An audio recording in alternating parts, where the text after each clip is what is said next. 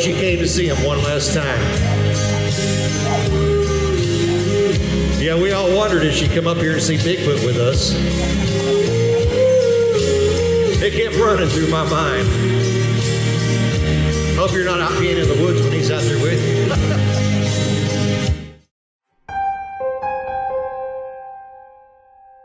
All laying dead. Every one of them was dead, no blood, and it had a weird hole poked in their, I guess their throat, neck, head, somewhere's on there. They don't know what did it, how it happened, or whatever. But J.C. Johnson was very interesting.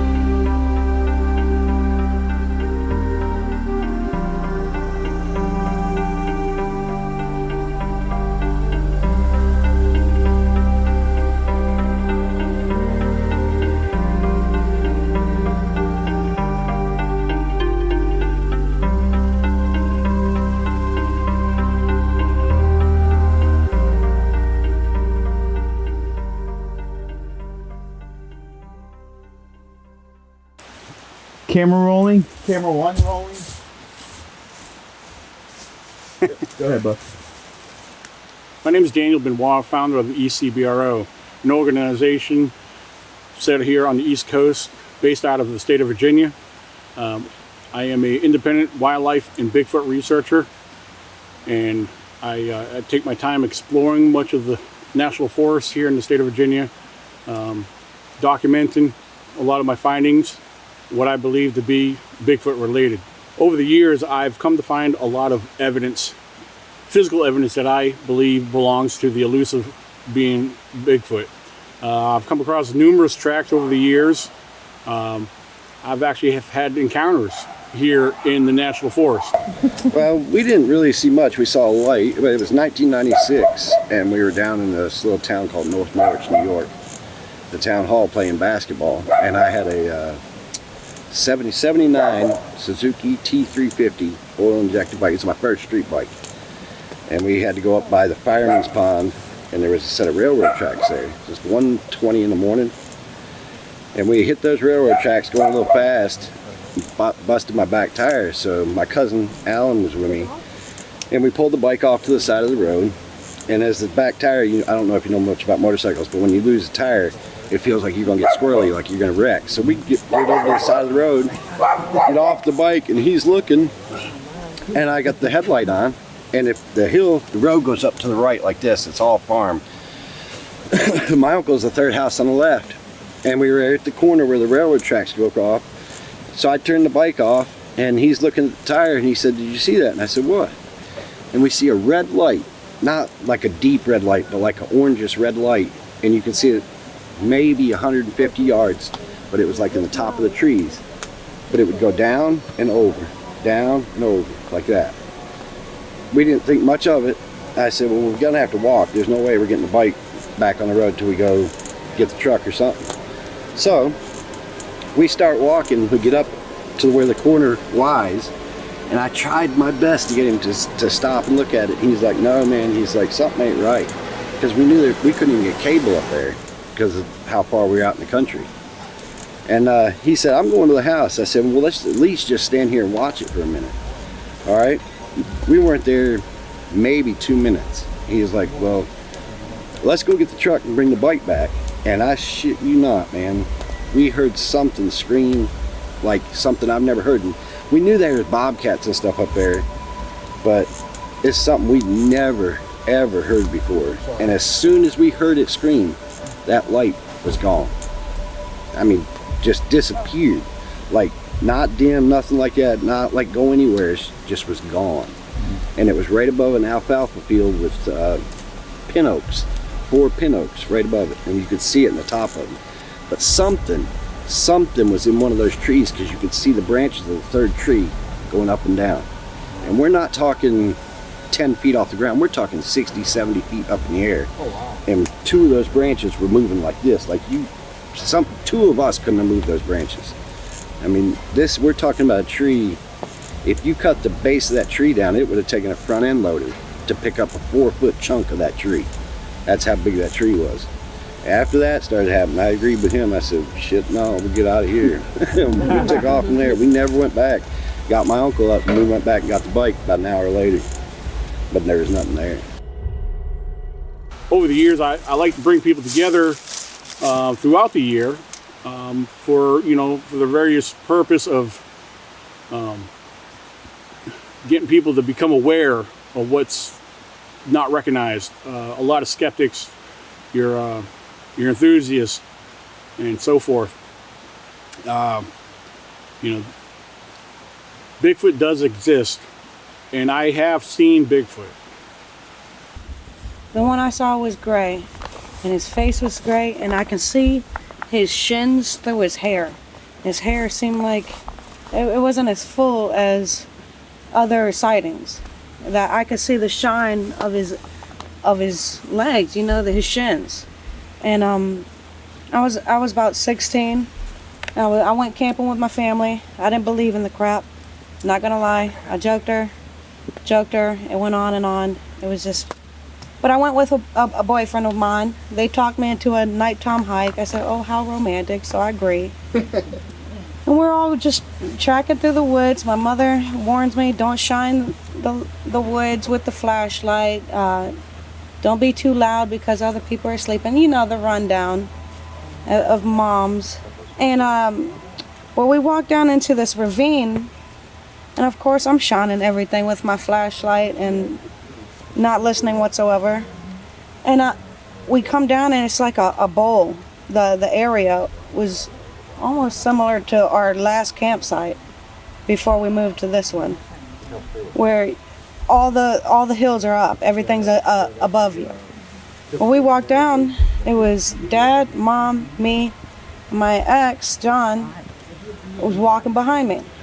We were at Stanton River State Park. Yeah, barely enough light.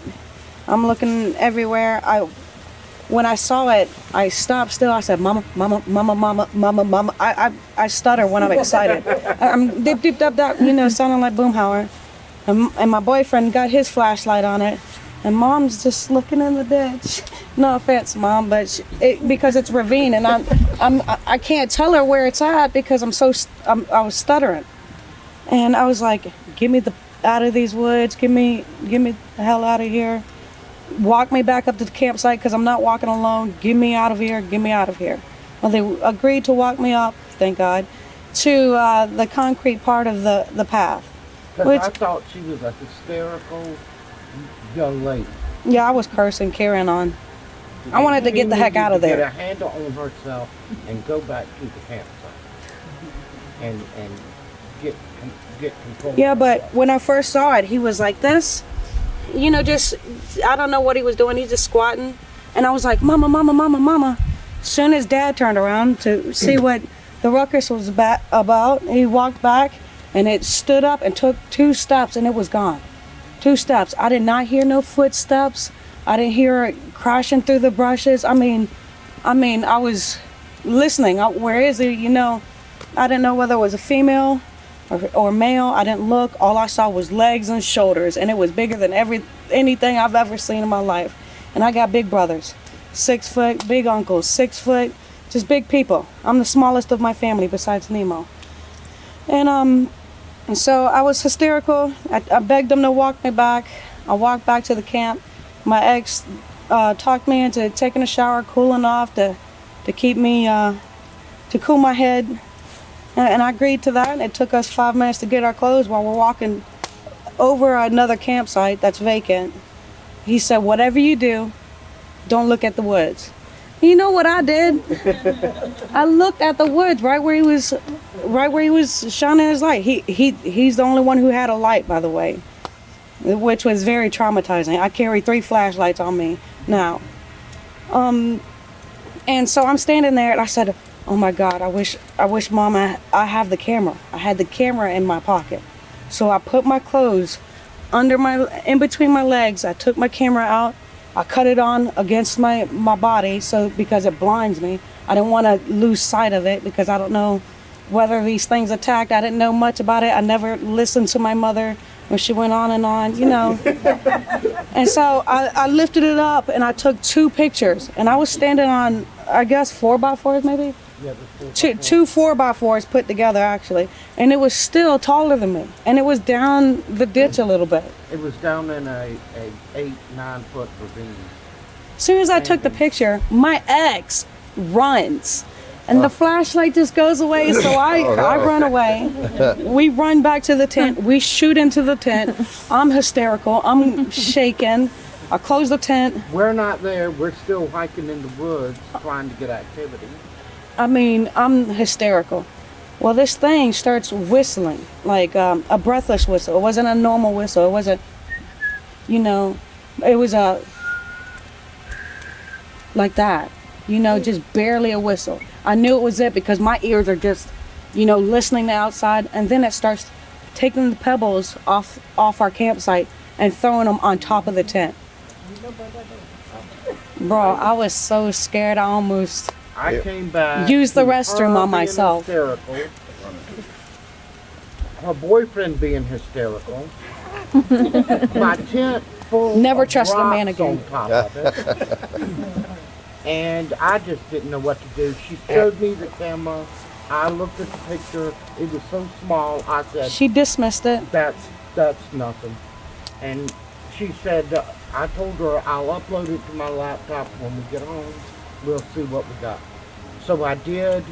Sure enough, there was 2 eyes.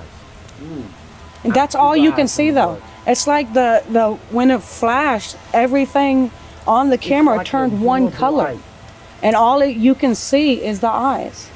It wasn't the best of cameras, I was 16. It was just a cheap $65 camera from Walmart, it wasn't nothing special. High definition, but it took the picture. The evidence is out here. And I invite people to come out here to look and explore for themselves, to see for themselves what a lot of people deny. And the evidence is right in front of you. And, You get a lot of people that come out here right now. You get a lot of hunters. You got hikers. A lot of these individuals, I'm sure everybody's heard the same story. Well, I'm out in the woods all the time. I never see nothing. And it's simple because you're not looking. The evidence is out here. Every year, I hold an annual event that brings the community together, other like-minded people, people with experiences. And when people come together to share their experiences, there's a lot of collaboration between these stories. A lot of people are experiencing same, similar occurrences. Their descriptions are almost identical. A lot of people think we're chasing ghosts. A lot of people think we're chasing, basically a needle in a haystack. What little do they know is it's an adventure, just doing what we do. We have a passion for this. We have a passion for truth. And people like me that get out here all the time, I do a lot of boots on the ground research, exploring. I like to share the truth. I like to expose the truth. And when I'm out here, when I find and document evidence on my own, regardless, I'm not out there to force anybody to believe. And I've encountered a lot of non-believers, a lot of skeptics, and my evidence may not be the number one evidence. It may not be what science will accept, but what I do, I encourage people. I really encourage people to get out here and take the time to explore, get familiar with nature, get familiar with wildlife. Because you do have a lot of your Bigfoot researchers, you got a lot of your enthusiasts, a lot of these people get out in the woods, and of course the number one thing is they got Bigfoot on their brain, and one thing I tell people, when you get out in the woods, if you want to look for Bigfoot, forget about Bigfoot. Get Bigfoot off your brain, because people are neglecting something very important: wildlife. Your wildlife comes number one. That's why I tell people I'm a wildlife and Bigfoot researcher. In order to understand and to determine and set apart what is considered unknown, you got to understand and know what is known before anything else. I can't stress that enough. There's a lot of misinformed people in the world, especially in this community. In the Bigfoot community, there's a lot of misinformed people, and mainly just lacking that awareness. And that's what I do. I spread awareness. I believe in spreading awareness, getting people to understand where I come from, share my viewpoints, my opinions, and I do share facts. When I share facts, they pertain to the wildlife.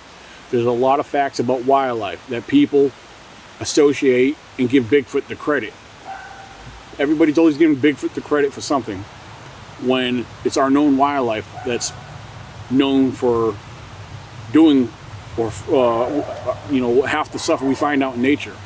I want to encourage you guys to get out and learn nature, get out and learn wildlife, study and observe your different wildlife, get familiar with their tracks, get familiar with their vocals, get familiar with their diet, their patterns. Just like your deer hunter is going to get familiar with their deer. They're going to understand where the deer are running. And it's the same thing when it comes to a lot of your wildlife, especially as the seasons change. A lot of your wildlife, they do move, they do migrate, they do work out the areas. When the food and water sources change, they're going to move into a different location. These are things you pick up on. These are things you learn as you study the patterns of the various wildlife. But it almost looks like we might have something here, because it looks like there's a toe impression right here. And I am not entirely sure on this one, but just right in this general area, it looked like it's sunk down in here. But I'm going to tell you what I believe this is. Because you got this part here, and then you got this part here. And I do believe these are two partial toe impressions right here. This is almost a double step bear track right here. Where actually it looks like there was an old impression right here. So we got 2 tracks right here. You got 2 bear tracks right here. In my neighborhood where I lived, there was like 30, 40, 50 miles of nothing but woods behind my house. On the other side was Kanawha State Forest. And my ex-wife was a naturalist. And by squatter rights, you're not supposed to camp more than 2 weeks at a time anywhere. But we camped there for 6 months consecutively. And so we stayed in the forest till late. It was after my birthday, November 19th, when we left there with snow on the ground. And they're very in tune. And I actually believe that they could possibly be where they don't have to talk, they could communicate. Yeah, refer to as mind speak. Telepathy. Yes, Yeah. telepathy. Thank you. Yeah. Because they always seem to know ahead of time what you're going to do, or they predict or something. They were out there. They had these long valves, not a round valve, but like a long valve to turn the water on at Kanawha State Forest. Nobody in there. We had the gates keys to lock us in. Nobody camping there. They've been shut down for a while, and we're in there, the only people camping in there, and we have permission to camp in there because she worked there. They will turn the water on, off, on, off, on, off, on, off. Like they just thought it was the greatest thing on. And I try to unzip my tent to try to videotape what was out there turning the water on and off.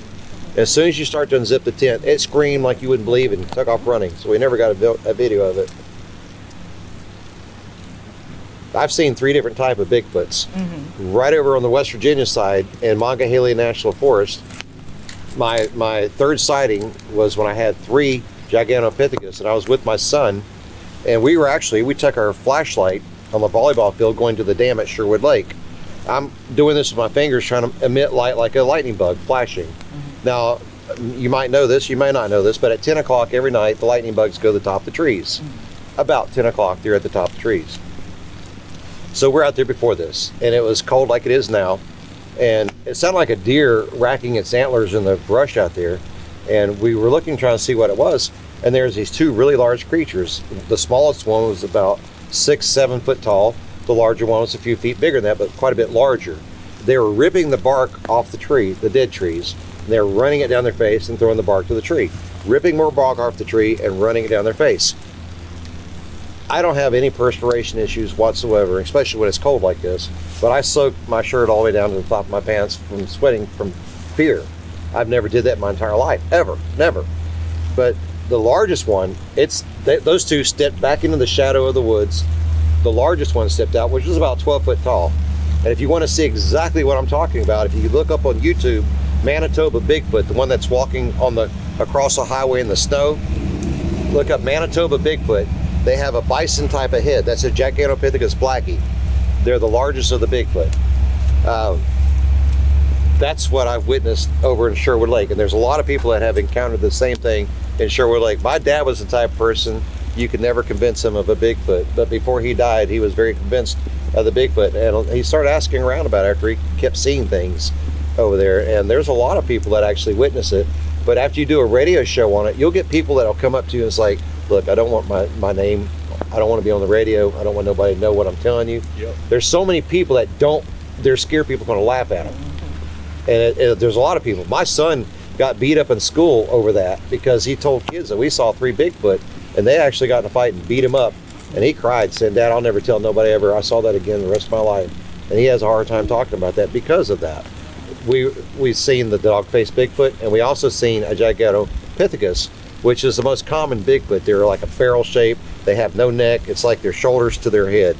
This very massive, meaty, and there are multiple colors. And I seen one that was orangutan orange with a Cherokee. One of my friends on Facebook, she's an RN over in Beckley, and she always joked around, here comes Bigfoot, talking about me. That's my nickname, Bigfoot. Yeah, they used to call me that. Yeah. Well, she didn't believe in Bigfoot, and she's a pretty well intelligent person. I took her out on my 4-wheeler up there, and I was going to show her the tracks. I'll show you the tracks on my phone here in a second. It ran right across the road right in front of us, went over a steep hill just like that. There's like a little sapling type of tree about that big around. It grabbed it, swung over the tree, and went down the steep hillside. I jump off I had my Canon TI5 camera on. All I had to do is just point and click. I'm doing 25, 35 miles an hour on a Honda 500. So I had to stop so I could jump off, and it was still rolling when I jumped off. And she screamed, "What are you doing?" I'm going to the cliff to take a picture of whatever just ran across the road in front of us. And then I realized, I looked back at her, she soaked her pants where she was so scared she urinated on herself. I mean, that's how scared she was. I mean, there's orangutan orange, but the most common would be a brown. But the black ones that we've seen were called Gigantopithecus blacki, and those are the biggest ones. Yeah, now as far as the woo, I'm not going to get into that, but I can tell you it's a lot of people that associate Bigfoot with the woo. Well, first of all, let me back up. Let me explain what the woo is. Well, the woo is a subject in itself, and it's not what people may think it is. I can give you some examples based off of people's beliefs. You know, people believe in a flesh and blood being with the ability to turn invisible, cloaking. So that's to give you one example.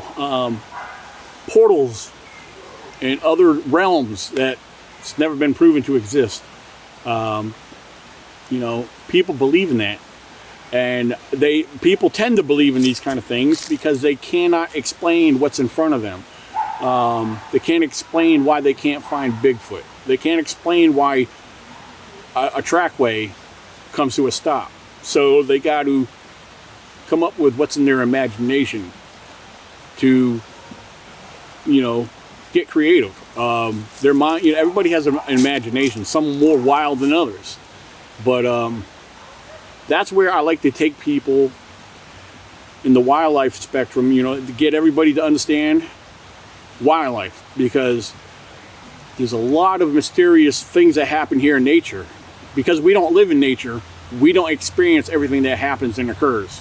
There's known wildlife out here that I'll throw one out there, and I won't get into too much detail, but here in the state of Virginia, and mainly here on the East Coast, the North American black bear. The North American black bear. Yep. There's a lot of similarities between their diets, their tracks. Tracks, for example, black bears, grizzlies, brown bears. Their tracks are often misidentified by the misinformed. A lot of your Bigfoot enthusiasts that get out there in the woods, they find tracks, and they give Bigfoot the credit for what a bear had created. And here's a fact about wildlife. When it comes to black bears, a lot of people think, well, it doesn't have claws in it, so you're not going to see, you know, it can't be a bear. Well, that's wrong. Because I guarantee you, you're not always going to see claws in a bear track. I study bears. I study a lot of wildlife for various reasons. And the bear is probably one of the most important subjects out here in nature that I'm very observant and well informed with. You know, I've had a lot of observations with bears. I study their tracks. I find a lot of their tracks. Very few of their tracks have had claws in them. So a lot of people, some people are familiar with the double-step bear track. A lot of people not. So these are little things that you need to understand and keep in mind. That bear tracks are very commonly misidentified as Bigfoot tracks. Okay, so now by pointing this piece of information out, I believe it's my way of educating the misinformed. With me sharing this piece of information related to Bigfoot, does it make me an expert? By no means, in no way, shape, or form, and nor do I claim to be an expert at all.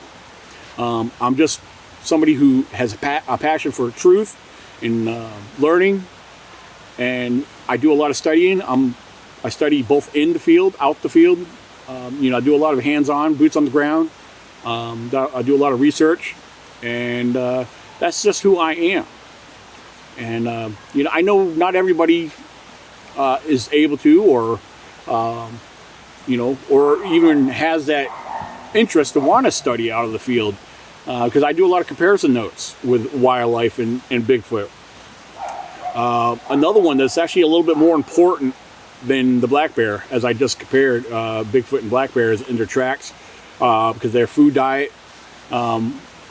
Well, actually, before I get into that, let me make mention one more thing I left out on the black bear.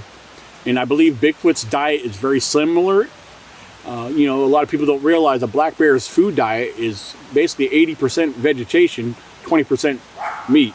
Now with Sasquatch, Bigfoot, I believe they are maybe, their percentage is a little different. Bigfoot being more of a dominant, heavier being, I do believe that their diet may consist of more meat and a little less vegetation.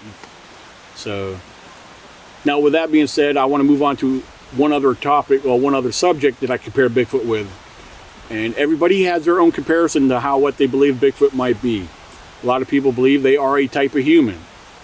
That's fine, but let me explain my viewpoint on this. One thing I like to study is observe what we associate Bigfoot with.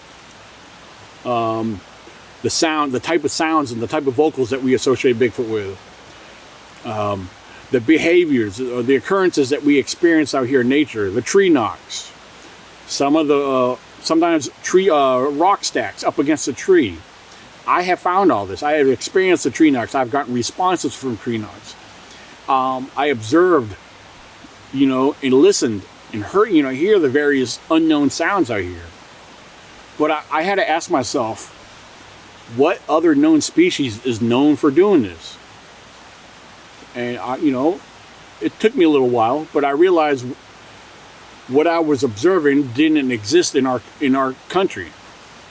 You know, I had to think more of the jungle. Bigfoot, I would consider, you know, people want to ask me what Bigfoot is. I believe they are a type of primate of some sort. As humans, we're considered human primates, according to science. Bigfoot, I like to put him in a category of a non-human primate, a primate of his own kind. I do not expect anybody, or most of anybody, to agree with me. That's just my opinion. Everybody has their own opinion, their own belief. So as far as non-human primates, we got to look at gorillas, look at chimpanzees, look at bonobos, look at the various species of primates, non-human primates.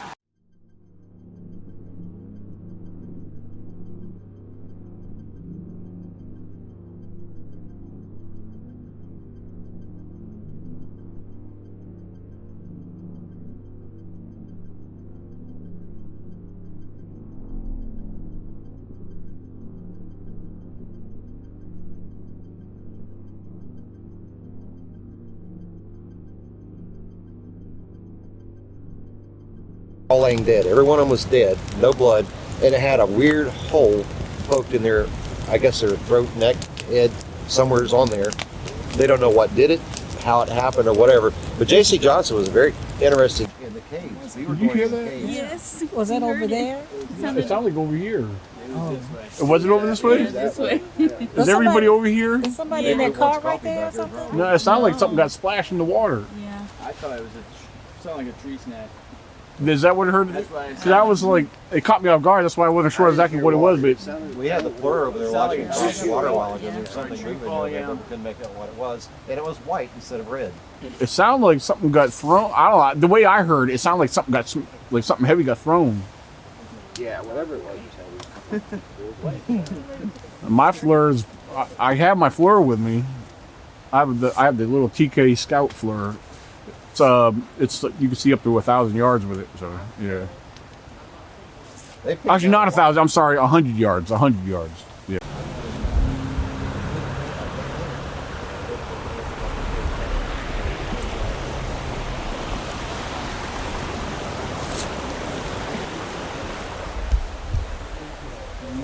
I'm gonna walk a little over this way, try to get more of them down in the woods. Hold my light way. I got, yeah, I think I was recording. Stay with me, bud. So I can see. Yeah, just watch your step. I don't know how the ground is over here. It might be a little uneven. Yeah, there's a trail that runs back here, so I know it goes down to the water over here. So hold on, let me do a scan of the air before we go any further. What we got?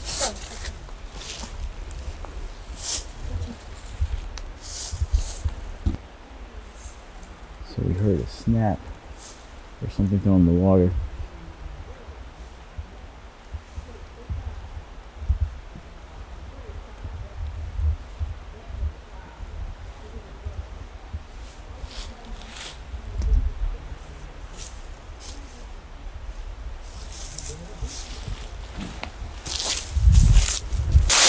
Yeah, it's flooded. You used to be able to walk through here. There used to be a lot of exposure through here. But I have found tracks. I got pictures of tracks I found down here before. But I'm not going to walk down there. I think I heard a wood knock to our right.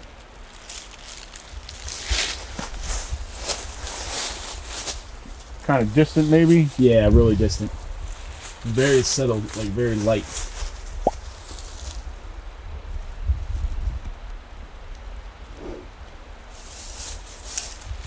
It's the perfect weather for using this flare right now, because You hear something? as far as the way it's picking up heat signatures, like the only heat that I'm seeing right now is some of the trees, and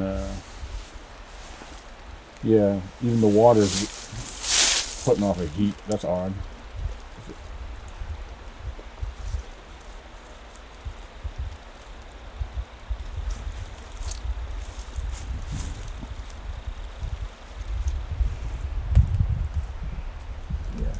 Kind of coming and going. It's something small over there.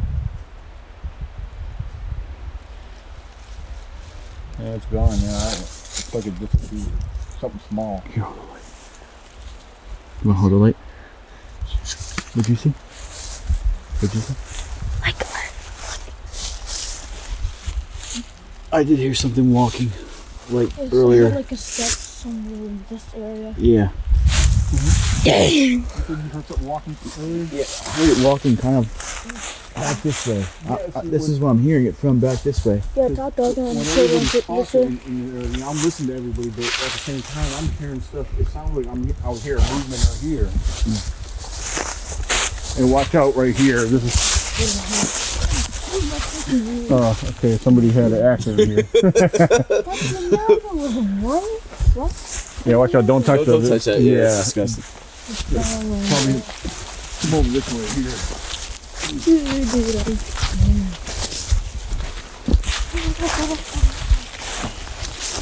Yeah, just watch out where you step to those like roots that stick up here. You guys some of the Sasquatch? What's that? I just like keep on running. Oh, watch out there. Watch out, boys. Right there.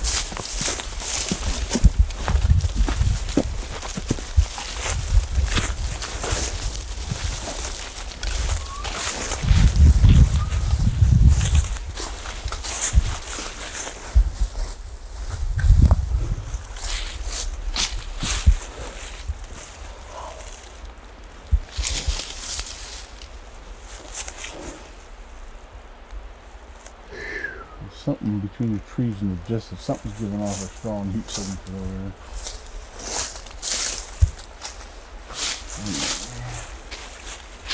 Something way. Yeah, that's what I'm thinking too. I can't think how far off it is. It's either a big rock. Is that thing any good?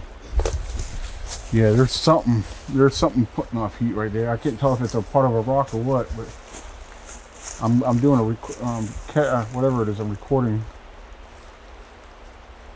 It might just be a rock or a stump, but I'm gonna try to walk and get a little closer here.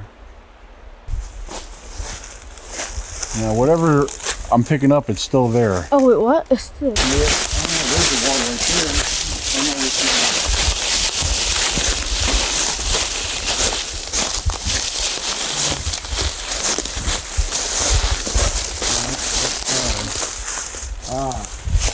Right down here, it's got to be a rock or a stump.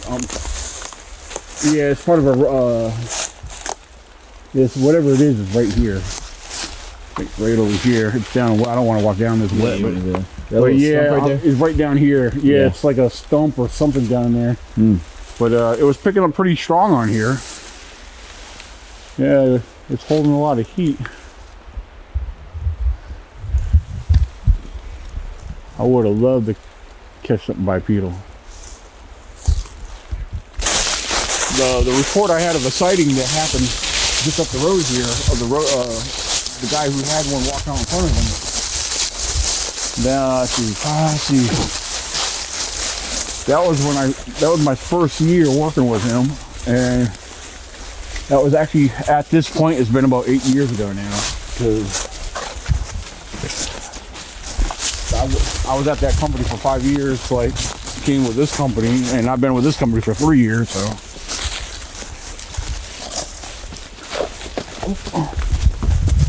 Boys, be careful. Yeah, I know. I almost tripped. You good? Yeah. Listen, if Sasquatch takes you, I'm not helping. I'm just kidding. Yeah, I don't know if the stick's gonna work.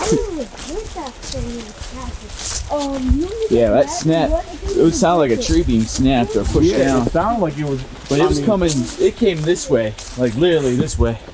Yeah, 'cause whatever it was actually, to me it sounded big, whatever it was. Yeah. Sounded like a tree getting pushed down. Okay, I would walk that way, I don't want to trip.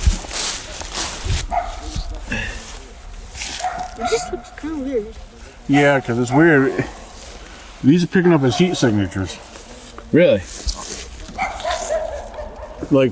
Now I'm gonna do another one. Hold this light right here, bud. Okay. Because watch, I've done this experiment on trees before. Mm-hmm. I'm gonna try my own hand because this windshield's cold. This back window's cold. Mm-hmm. Now usually you hold it there for a few seconds. I got my handprint right there, and it's all right. The other one, all right. I wish you could see that. I'm gonna record this Is it like metal or something? because all right, the other one's starting to fade out. Mine's still showing. That looks like that may have been something fairly fresh. You mind if I see? Yeah, take a look. I got it on record right now. It's starting to fade out a little bit, but that there was holding a heat signature as fresh as mine was. I'll get back up, boys.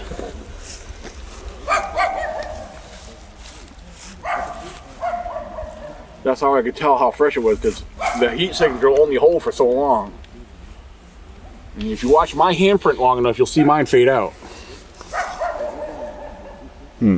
That's what makes me wonder. I don't know, you know. Yeah. It's kind of got me wondering there. Sasquatch, you better not be in my fucking car.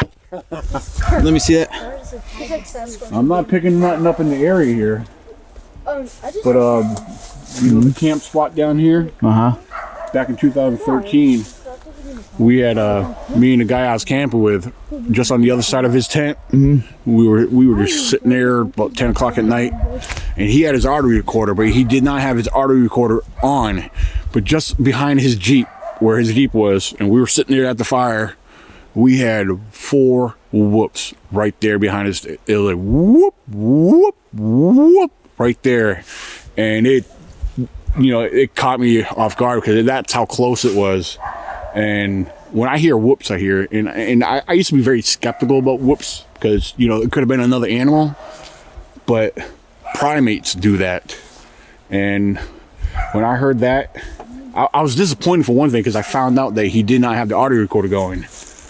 But that was over there. And another incident when I was camping there with my daughter one time, I was in the middle of making a video off my camera. My daughter was sitting right in front of me, and I got stopped in the middle of my conversation on my video because right over in the woods to the left or whatever was a knock right there.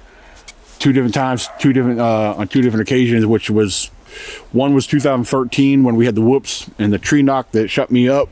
That was probably about 2016, 17, you know. I've had friends of mine that camped in the spot next to there, and they claim to have seen something run across their camp by the bottom of the ridge. So,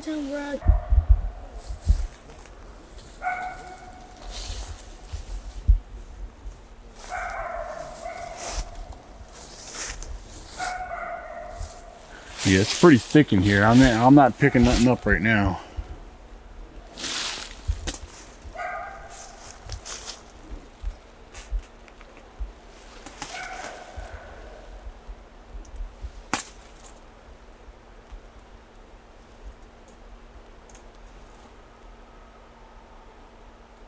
You guys hear that? Yep. Yeah. Something's screaming. I heard it. Dude. Hold on, guys, listen. Yeah, listen. It's a ways, but it's a scream. That had to come over. I hear that all the it time. sounded, Daniel, it sounded like, You thought it came from over there? but it's far away. It's not anywhere I close. always It sounded like, that. yeah, when I hear it, it sounded like it came from behind me, but either way, there's a ridge up there, and it goes deep up on the ridge up there. The higher ridge is back this way. Either way, that vocal is definitely one of the I always hear that in the forest. It's Wait, listen again, guys.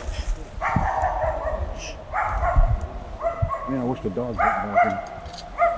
Maybe they're barking at something. Because dogs have good sense. I'm gonna tell you something. That scream, that didn't sound like anything I know.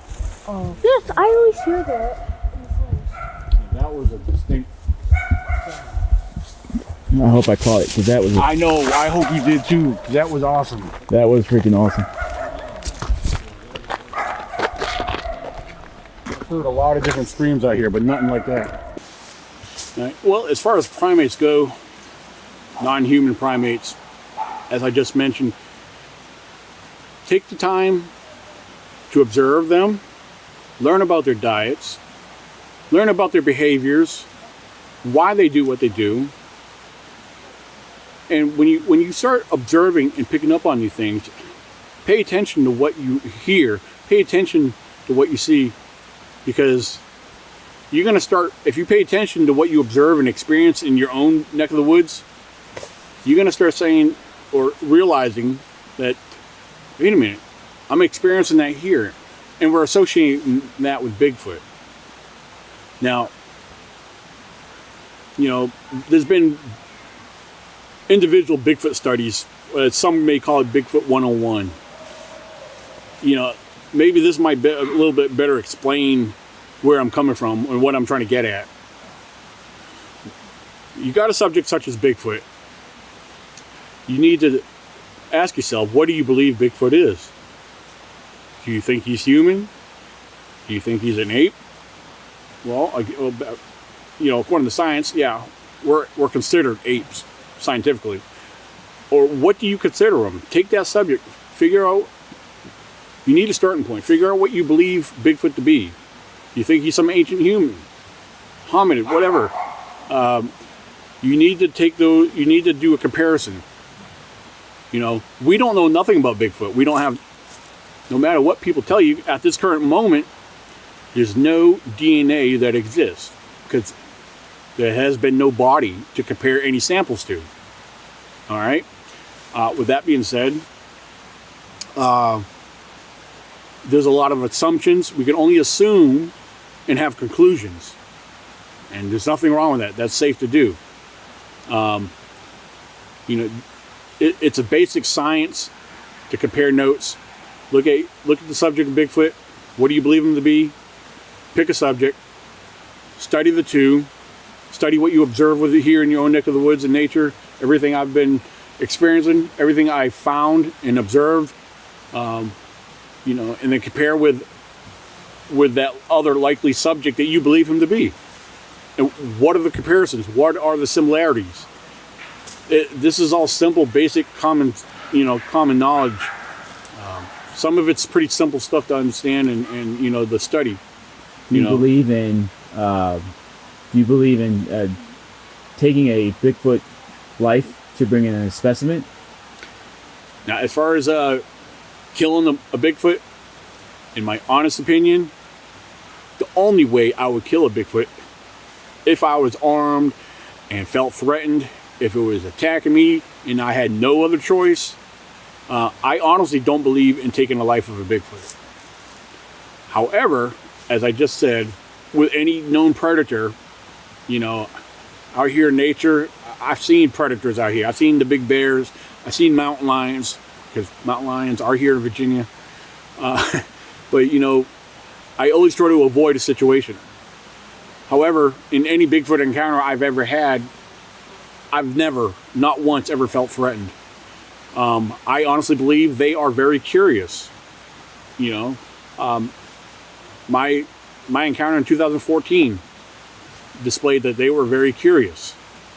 You know, they observed me long enough for me to observe them, and then they went off into further into the darkness. Nor did I ever feel any fear. And I believe part of that was because I wasn't alone. There was 6 of us all together, hiking on foot when this encounter happened. And it's something I'll never forget. There was actually 3 of them. And I have reason to believe that they were a family due to the three different sizes. We're talking about 4 feet, 6 feet, and 8 feet tall. And of course, they all had the same color eye shine. They all observed blinking of the eyes. The smallest one had a quick swaying side-to-side motion, kind of like a non-human ape. It's kind of like that anxious, more of that anxious kind of swaying motion. Of course, again, the blinking of the eyes, and of course, the 8-foot one. He definitely had a big round head, very broad shoulders, and that's the most I've seen out of them. Because there was one maneuver where this subject had actually turned to the left, took a step or two, and turned back to look back at us. And at that moment is when the silhouette, the shape of the wide, broad shoulders and the big round head was made out. Any other details? We didn't see any other facial features. I could tell you the eyes were very large. The reflection from off our headlamps on their eyes was putting out a large yellowish color eye shine. And I believe the only reason why we didn't see details as far as the color of their hair or fur, I believe they blended in with the darkness. Because this occurred right after midnight. And we were coming back from the lake, headed back to our base camp. And it definitely caught us off guard, but it was very exciting for all of us. I don't know really what to think about that, but in this same particular area,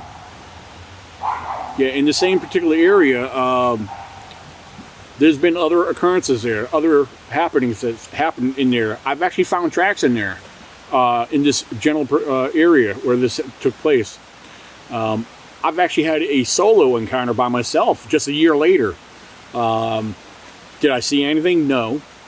However, I was camping during the hunting season, and I was probably about 9:30, 10 o'clock at night. I was sitting at my camp, had the fire going, and I had this urge to just get up and walk out of my camp, walk out into the middle of the forest road. I had my spotlight with me. Of course, it didn't happen until I got to the middle of the forest road. I decided to turn my spotlight on, and I started scanning the tree line. Immediately, I had a deer ran off. I didn't see the deer, but I know the sound of wildlife in nature here. I'm very familiar with the sounds of something that's four-legged compared to something that's bipedal. However, spooking off the deer, I continued panning my light. And as I came probably across the 1, 2 o'clock position is when I spooked something else that was just inside that tree line. And I'll never forget what I heard. I didn't see it, but what I heard next was very large, heavy, and bipedal walking away from me. It didn't run off, but the walk wasn't slow either. And it definitely had my heart up in my chest, just pounding away. Because to hear that, knowing that it was so close, and we're talking about within 20 feet. And when I heard this, I was literally walking backwards to my camp. I didn't want to take my eyes off the tree line, because whatever was in there, I knew was very heavy, and it was on 2 feet. It wasn't a bear. I'm going to tell you, a bear, you won't hear them. A bear could walk up on you, and you won't ever hear it. But as it took every step, it was crunching everything it stepped on, and the weight was thumping the ground as it stepped away. And I guarantee you, it was no other known species to exist in these woods. I guarantee you, without seeing it, I promise you, it was a Bigfoot. But if it meant any harm, it could have came out and got me. But it walked away from me. And between the two encounters, I recall deer being present at both encounters. A 2014 encounter, when we saw 3 of them, prior to seeing them, we had the deer on the one side of the road. 2015, the one I just spoke about, I spooked the deer up. I have reason to believe, or I like to believe, that we interfered with its hunt. There was deer present during both encounters. I've heard stories from other people that, you know, later on after all this has happened, that they claim to have seen deer being carried off by a Bigfoot. People report and post pictures of mutilated deer, twisted legs and limbs. I found that out in the woods. I found deer with snapped limbs. You know, it makes you really think, you know. So it's, you know, just those 2 encounters alone, I'll never forget them. I mean, I've had other experiences, different responses to my vocals, responses to my tree knocks. And I'm speaking to you in that general area right now. I've had other people report sightings just up the forest road here.